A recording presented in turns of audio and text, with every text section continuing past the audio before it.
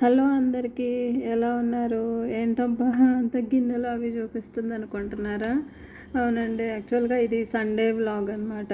Sunday కదా అని లేట్గా లేసాము. ఇంకా టిఫిన్ చేసుకొని తిన్నాక సరే ఇవాళకి నాన్ వెజ్ ఏమొద్దు, ఏదైనా ఫ్రైడ్ రైస్ లాగా చేసుకుందాంలే అనుకున్నాను. కానీ మా వారు ఉండరు కదా, వెళ్ళి తీసుకొచ్చారు ఫిష్, ప్రాన్స్ అవన్నీ.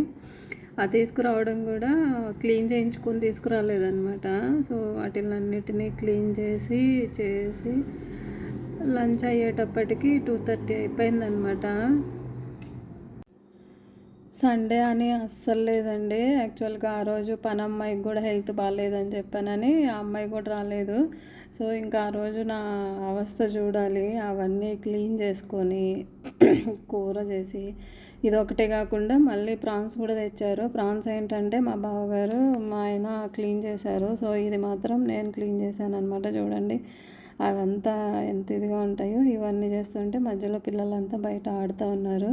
ఇదిగోండి ప్రాన్స్ ఒకటి, ఈ సన్న చేపలు వీటిని ఏమంటారు నాకు తెలీదు. నేను అసలు తిన్ను ఇవి.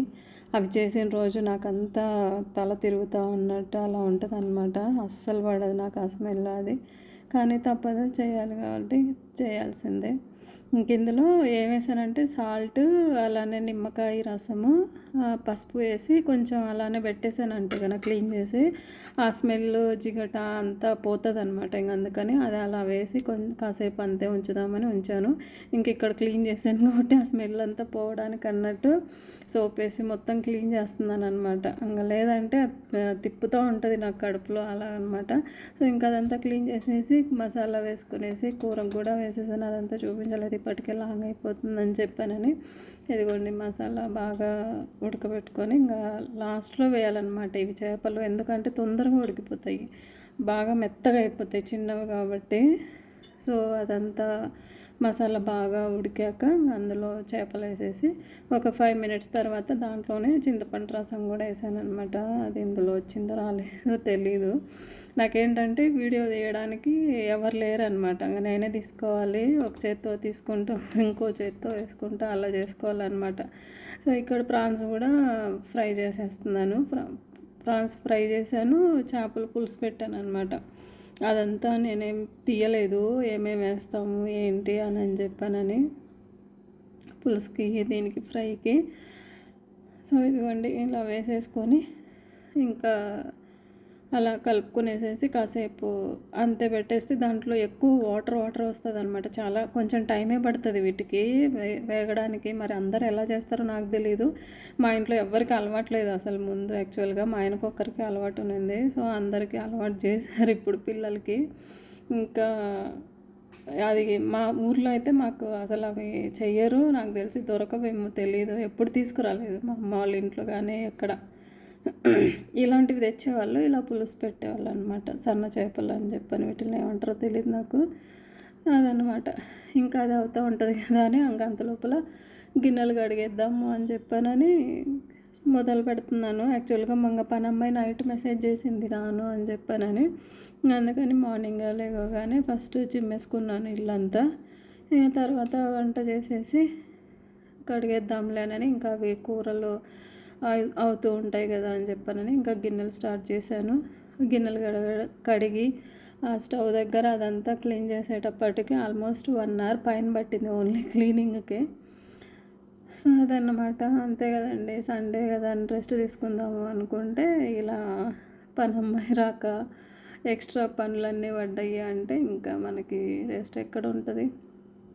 ఆడవాళ్ళకంటే అంతే అనుకుంటా అందరికీ. ఏమో మరి నాకైతే తెలియదు. నాకైతే సండే లేదు, సాటర్డే లేదు, ఏ డే అయినా అన్నీ చేసుకోవాల్సిందే.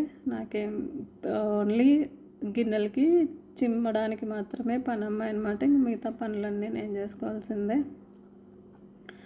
బట్టలు వేసుకోవాలి, ఆరబెట్టుకోవాలి, వాటిని ఐరన్కి ఇచ్చుకోవాలి, ఇలాంటివన్నీ ఇంకా మనం చేసుకోవాల్సిందే అనమాట.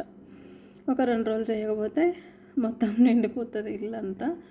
అలా ఉంటుంది.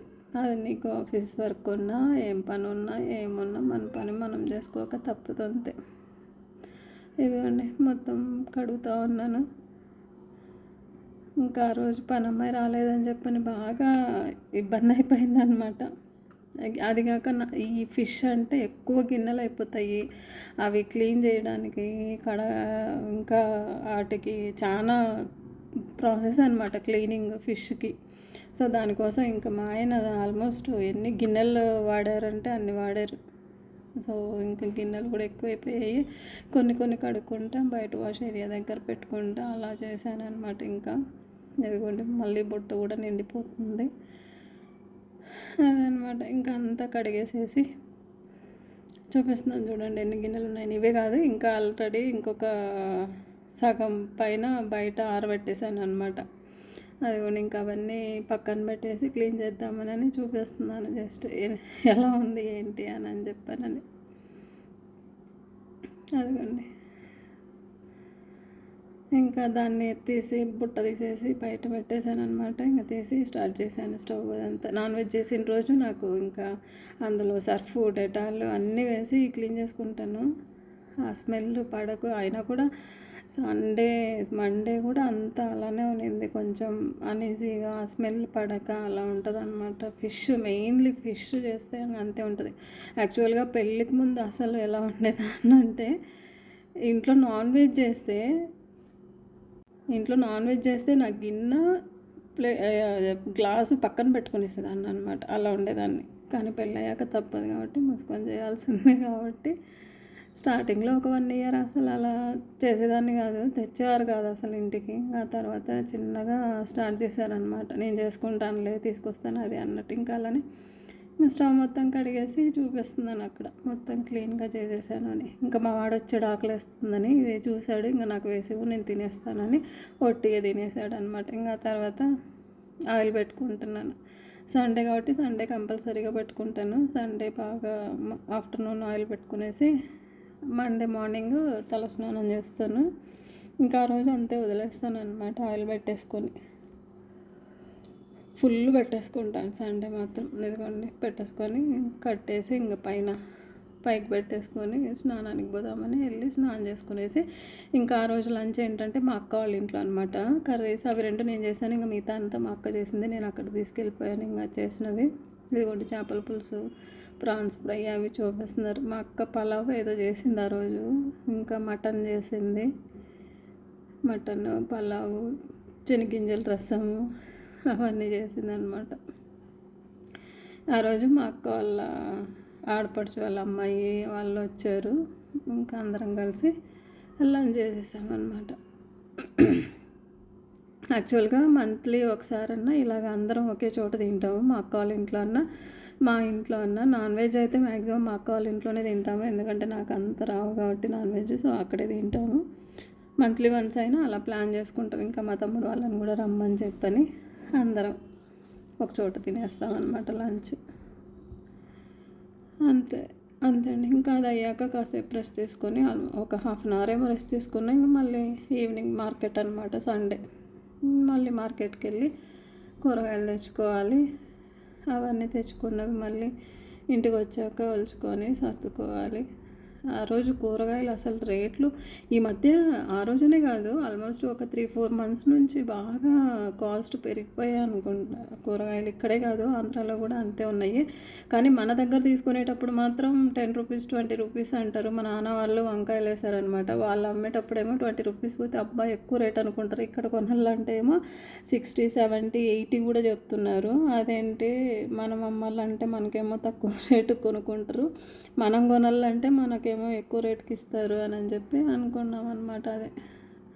అదే అన్నారు మా నాన్న వాళ్ళు. అట్లీస్ట్ 40 రూపీస్ అన్న వేసినా కూడా మనకి మంచిగా వస్తుంది అని అన్నట్టు. అంతే అండి. ఇంకా ఆ రోజు ఇది మర్చిపోయాను యాడ్ చేయడము. ఇదేంటంటే ఆ రోజు పిల్లలందరూ వచ్చి ఆంటీ డ్రాయింగ్లు వేస్తాము మీ ఇంటి ముందు అంటే సరే అని చాక్పీసులు ఇచ్చాను.